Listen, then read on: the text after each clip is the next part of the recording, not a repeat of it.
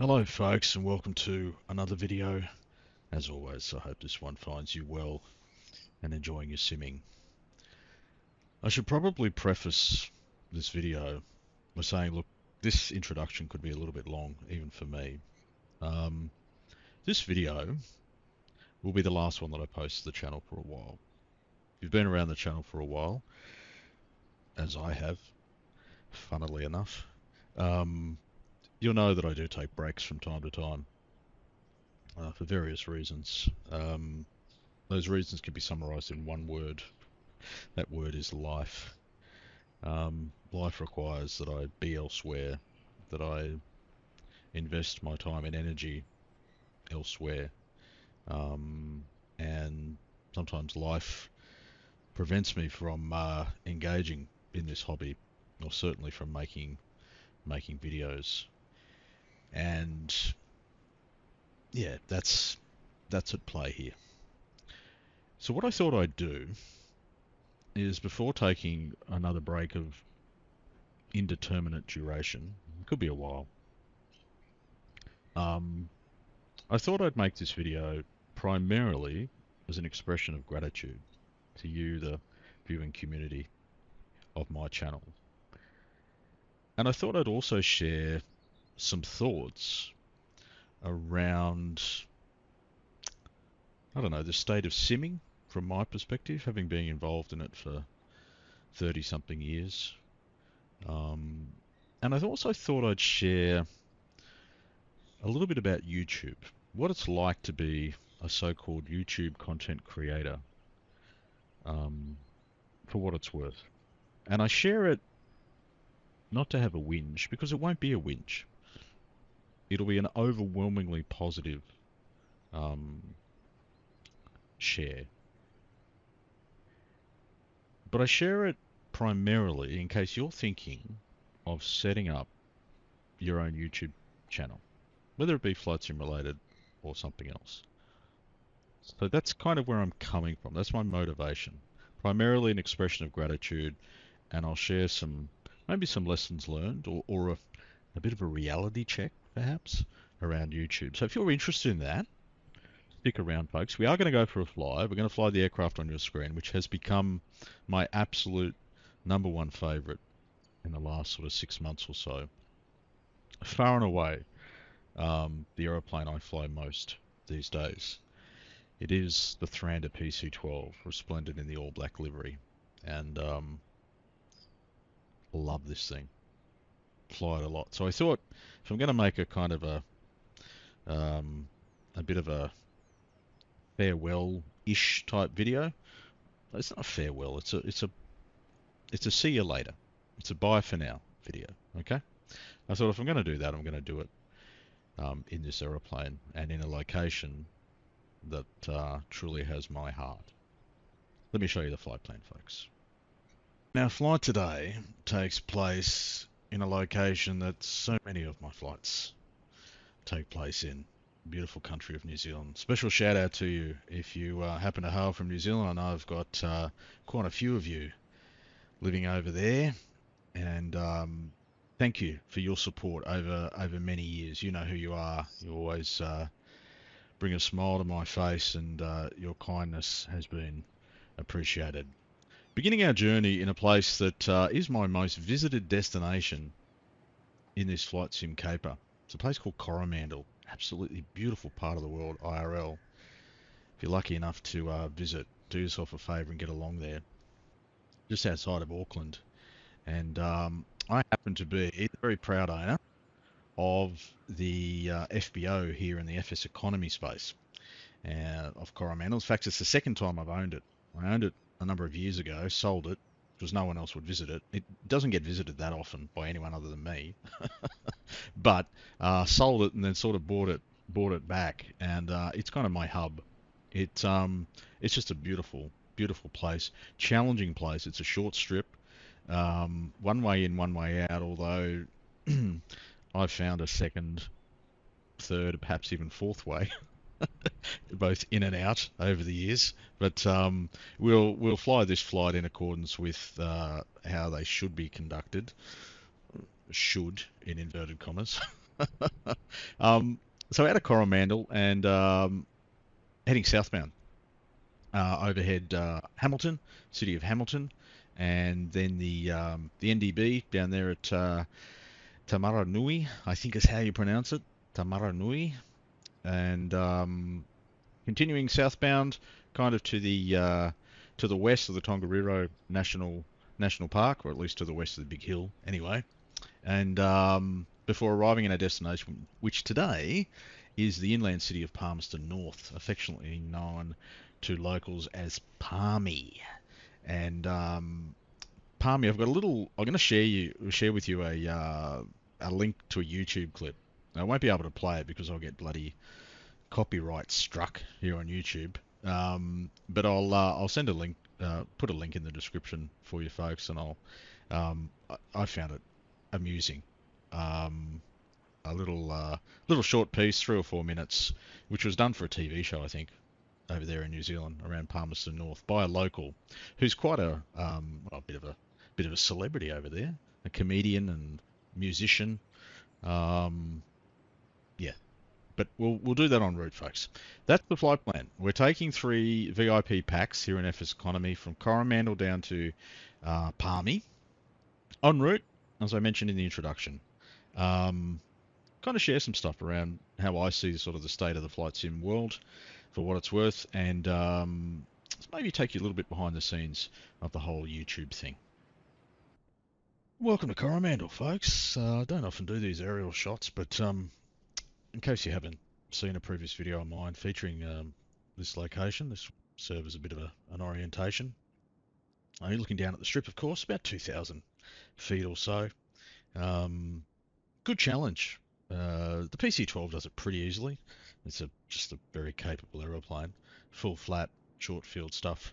More of a challenge sort of in a light twin. I've flown Barons and Dukes and a whole range of other airplanes in here, even a DC-3 at one point. Yeah, and I can't say with the hand on my heart that I've always kept it on the strip. See this fence at the end? Might have gone through that a few times. There's a fence at the other end as well. I might have gone through that a few times as well. Created a water feature out here in the bay. The town of Coromandel's sort of down here. Try and avoid overflying them for noise abatement. Don't want to piss off the good residents of the Mandel. Auckland's kind of in that direction over there, and yeah, you kind of approach from this direction. Sort of you head for this little peninsula here, and kind of it's a right base onto runway 12, and you kind of take off in the reciprocal. So 30, and then it's a left turn out over the water and onto track. And that's what we'll be doing today. We'll be heading out over the water. Anyway, just thought I'd give you an orientation of a place that I really enjoy flying in and out of. I've never really paid much attention to the characters that Dazza builds into his scenery packages, but they build them differently down here in the Mandel, hey? They take chiseled features to a whole new level. Alright, so the engine's still warm from flying this aircraft in from Mercer this morning. Should we do a startup process? I don't often do them here on the channel. As I mentioned in the last video where I did feature a startup process, which was all I featured in that video concerning the 777, the startup's probably the least enjoyable part of the flight for mine.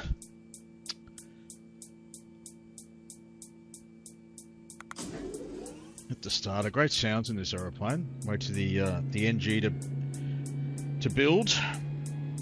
Let's have to watch those. Watch our ITT, I think.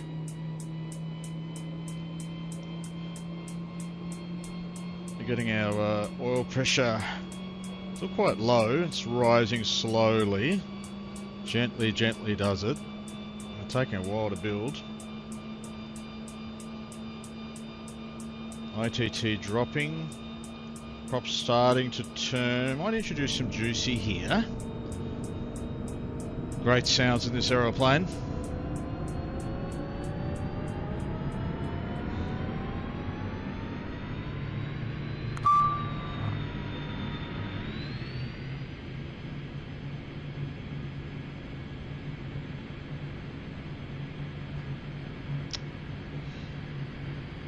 Consider that a good start. Back onto auto for all of those. We'll go probes and seats and systems, and probably need to heat the cabin.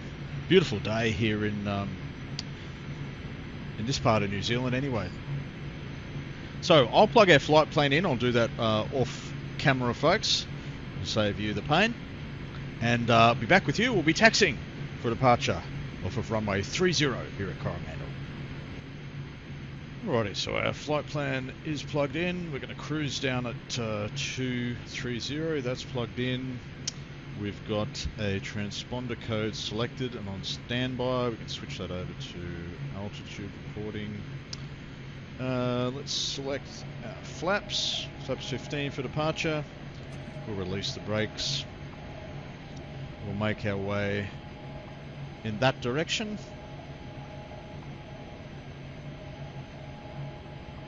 FS Economy flight started, thank you. It's nice, the X-Plane client for FS Economy that automatically starts when you forget to do it. Always a challenge to kind of turn around down here. Flaps are set, trims are set. Carrying about 300 gallons worth of juicy, about 3/4 full. Might as well fill up here at my own FBO. Righto, that's our view. Righto, heading bug will get aligned like that. Come up into flight idle. We will arm our altitude. No time like the present, folks. Let's do it. Bring that juicy in. Hold those brakes for just a little bit. She wants to go, and she'll go. Great acceleration in this aeroplane. Nice, a lot of right boot required. There's 50. Have faith, folks, we'll be airborne before the water. There we go. Never in doubt. Positive rate and all that. Basically head for the house on top of that hill.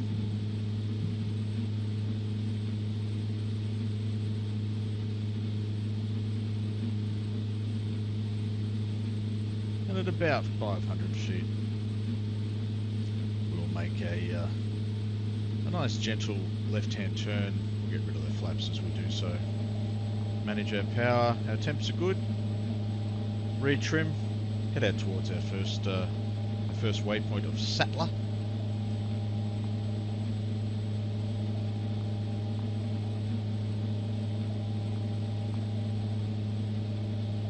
Beautiful day here in New Zealand. A gorgeous day for flying. Alright, we're up through about 1,000 this time. You're looking at Greater Auckland in the background. The urban sprawl that is Greater Auckland these days. Still an absolutely beautiful part of the world. It's not far. Coromandel's down there. That's where we took off from. There's Auckland. It's a short hop or a nice boat ride away. Although I suspect that you could encounter some decent winds and swells out here.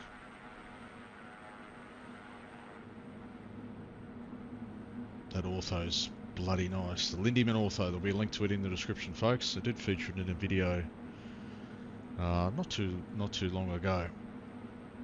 So we continue our climb through 3,000. Get that heading bag aligned because that's what professional pilots do. Introduce some more juicy to continue that climb. Basically at full juicy now. We might just reduce our IAS mode just to give us a little bit better climb performance.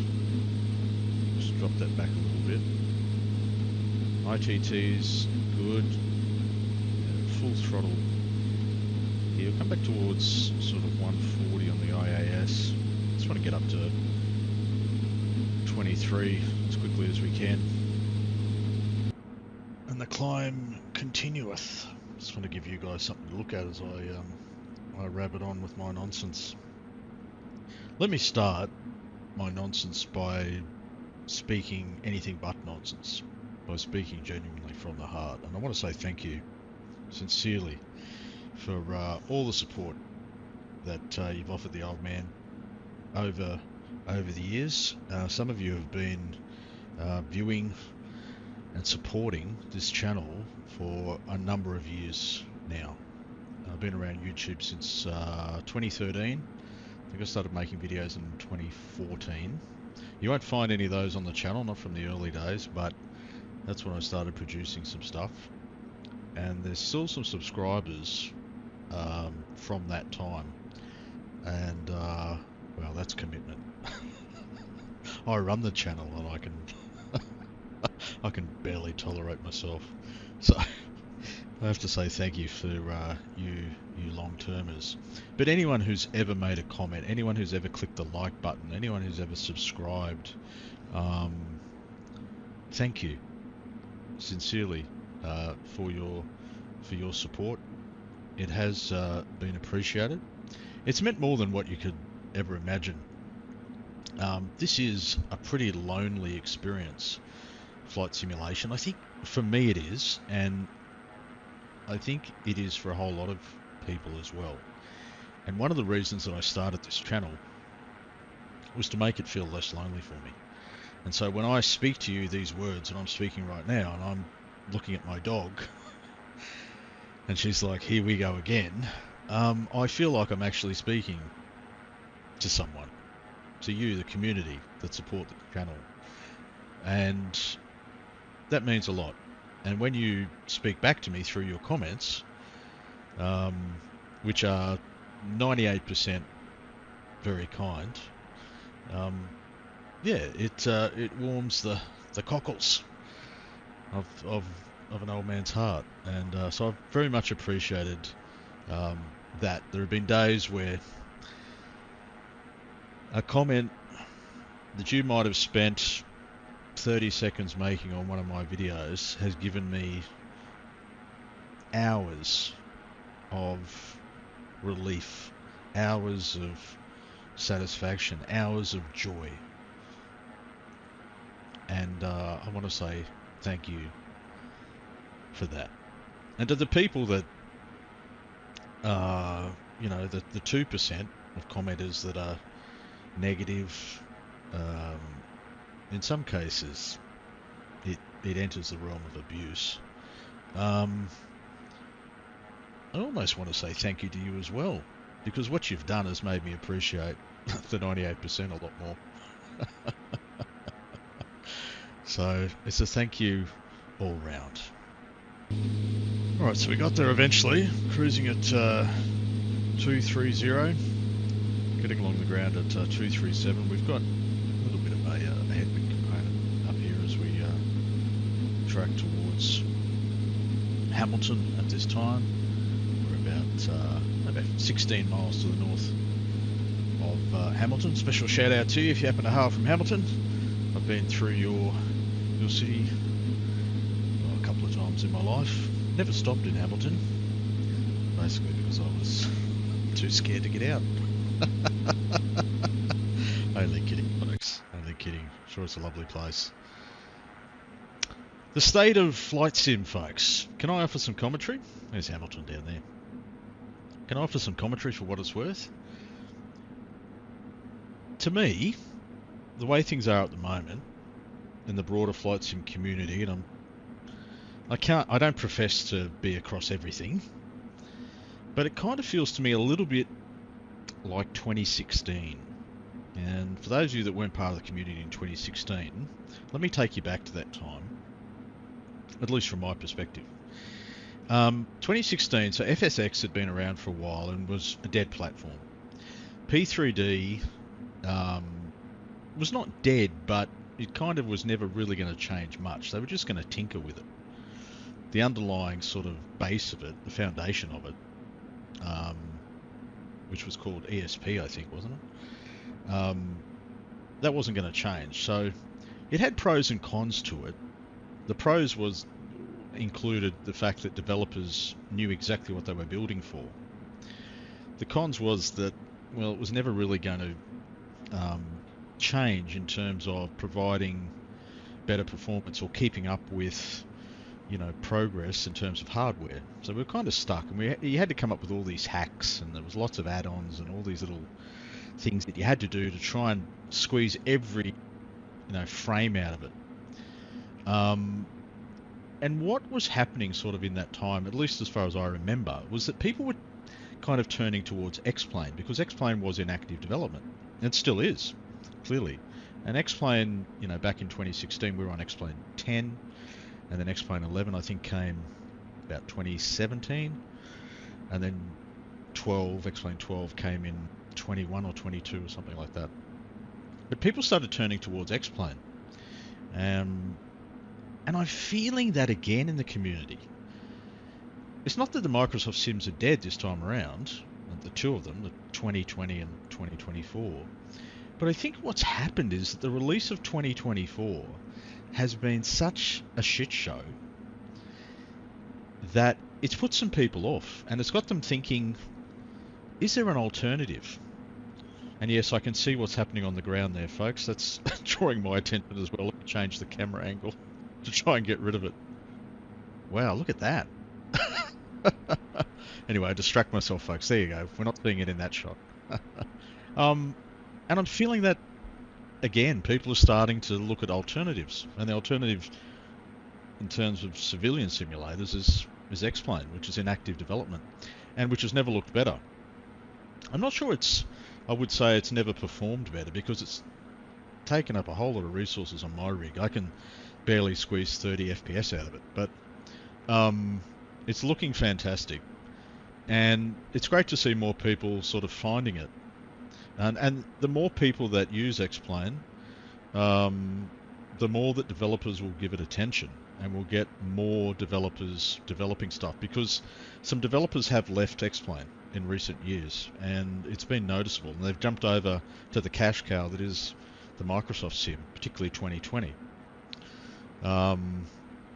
So hopefully the recent kind of semi-migration of some in the community across to X-Plane will mean that, yeah, developers release some more good stuff for it. That's what I'm hoping. I'm doing, I would think, 90% of my simming in X-Plane in the last, at least the last 6 months, possibly longer.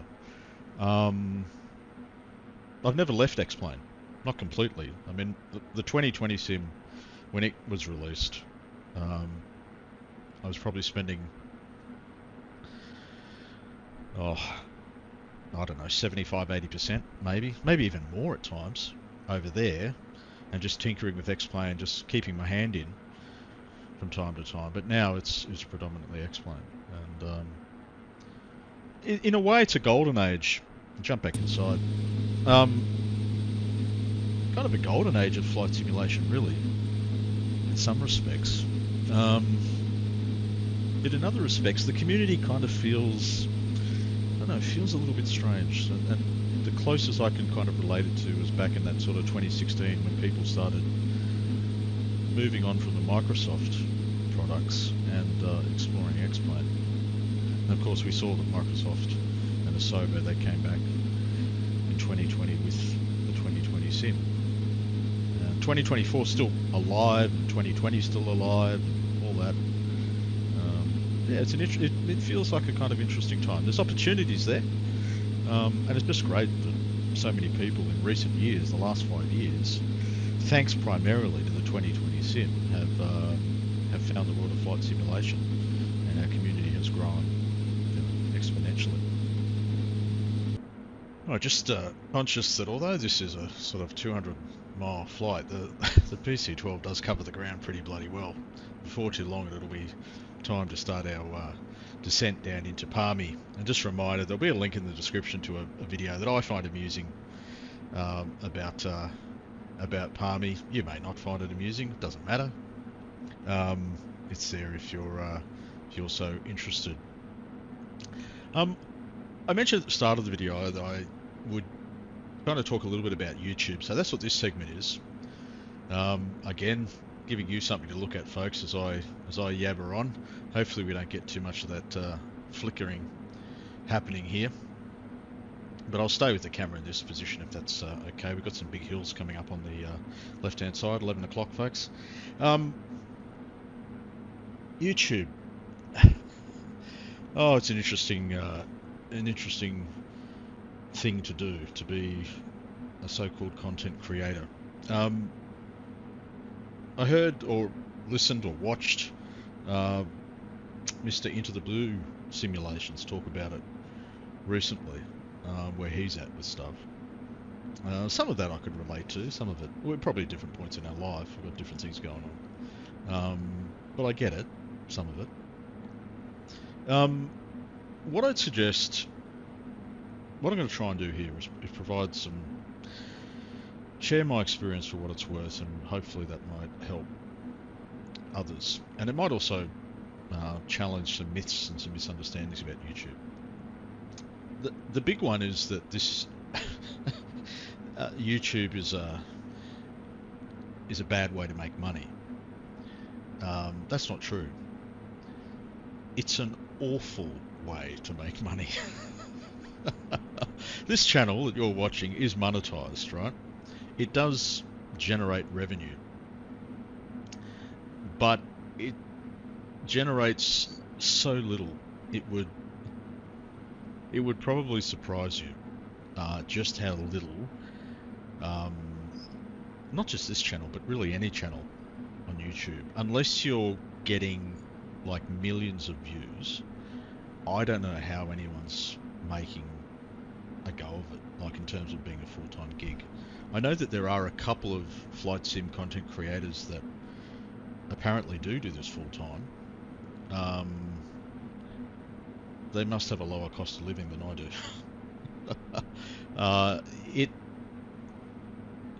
do. Content creators get kind of accused by some of the community of doing things for clicks and doing things for likes and doing things, chasing the coin. And maybe some do. Maybe some game the system, and that's what it's about for them. It's never been about that for me, which has been a good thing in hindsight. I don't need to generate revenue from YouTube to keep a roof over my head. But I did a bit of a comparison a while ago. I looked at what YouTube actually pay. When you watch ads in these videos, YouTube throws portions of a cent towards the content creator. And I did a sort of back of the envelope calculation, and I worked out that to make the same money that I did in my last salaried position, which wasn't exactly, I'm not talking top of the tree, folks, average Aussie salary, to make that same money, I would need 1.3 million views every month on this channel. Every month. 1.3 million views a month. So when you, hopefully that puts it into some perspective for people. Videos that I'm producing on this channel, they earn cents. Maybe a popular video that gets a few thousand views, maybe a couple of bucks. It ain't a lot. And it's okay. I'm not whinging here. I'm really okay with it because I'm not in it for the money. But just bear that in mind. If you're thinking, I'm going to start a YouTube channel and I'm going to become a content creator and maybe I can give up my day job, just go into it, realistically, folks. It takes a long time to get monetized. And when you do get monetized, unless you're working bloody hard and you're flooding YouTube with content, which I know some people do, several videos a day, every day. I don't know how they find time to be actual airline pilots. But unless you are the exception, it's just not a viable proposition to give up the day job, I don't think. So I just share that, folks. If you're getting into this to try and make money, you're probably going to end up disappointed. If you're getting into it to share your love of the hobby and build a community, like what I've done here with this channel, 2,700 and something subscribers, and if that's your motivation, then that's a totally different thing. and there's absolutely satisfaction to be found in that. And my overall experience of YouTube has been a positive one. Alrighty, we've just commenced our descent down into Palmy North, folks. Thought I'd take this opportunity to offer you a gratuitous shot of the Tongariro National Park. So beautifully represented here with the Lindyman Ortho. One of my favourite places here on the North Island. Alright, well into our descent at this time, folks, down through 6-7. The town of Fielding, let me jump outside and show you. That's the town of Fielding, and then Palmy is that one over there. Special shout out to you if you happen to hail from either Fielding or from Palmy. I was just remembering when Palmerston North first came into my sort of mind, and it goes back a long, long way, many years ago. Many years ago. As a young man, I worked in a factory, and it's a whole experience. That could be a whole new episode if I come back to this channel, folks. But my time in that factory, anyway, it was staffed by, fair to say, drug addicts and the criminally insane. I don't know which category I fitted into at that time. Draw your own conclusions, folks, but long story short, a rather attractive young woman showed up at that factory one morning. A food technologist, I think. Is that a thing? That's what's stuck in my memory anyway. A food technologist. And anyway, I got to talking to said young lady one day during the morning smoko. And out of her mouth came a Kiwi accent. And she informed me that she was from Palmerston North. And I tried to pretend that I knew where that was. Of course I didn't. But I thought one day I'm going to find out where that is. We're getting bumped around here a little bit. We might give Georgie a rest, eh? Do some of this pilot shit. Yes, Palmerston North. It's stuck in my mind since that time. Just one of the many random anecdotes that I share here on the channel, folks. Thank you for your patience and for your tolerance. We're setting up for an approach to, I think 07 will be the go here at Palmy. We're 7 miles from touchdown. We definitely are a little high on it. You can see the strip there, coming to a 10 o'clock position. There is a grass strip. I think it's on the right hand side. 07 right, at a guess. We might try and land on that, just for a challenge, folks. With your permission, or without your permission. It's my channel.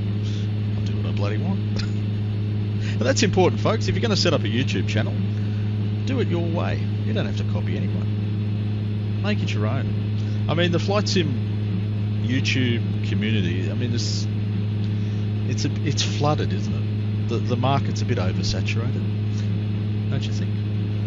So do something different. Bring something new to the genre. An old man's suggestion for you. Where's this grass strip? Or am I thinking of a different field? I don't think so. We're definitely high. We've got to get ourselves slowed down. Have faith, folks. We'll get it down. It's the PC-12. We can do anything. It's this grass strip.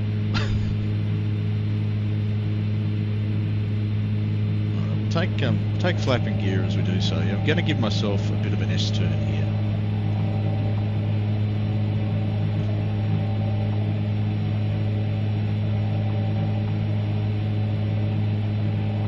Searching for a grass. I think I see a strip, but it's much shorter than the main strip. Sort of beyond that tree line. Sort of here. Is that a strip? I think it might be. That's what we're headed for anyway, folks. It'll actually give us some time to get down. This has worked out well. We'll just fly the tree line here. Take flaps 30. Actually, should we make this a full flap? landing. Let's do that as well. Concluding stages, folks, of the last video for a while. It's been an honour and a privilege to have your company. And through 90 knots. Yeah, I'm going to call that a strip. Take a full flap now. I need some more juicy. That's a short ass strip, isn't it? Holy crap.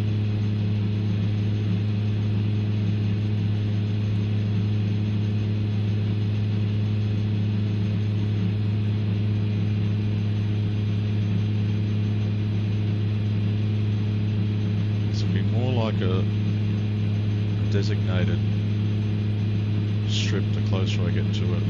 It's also looking shorter the closer I get to it. Here we go, folks. Runway 07 right at Palmy. Full flap landing.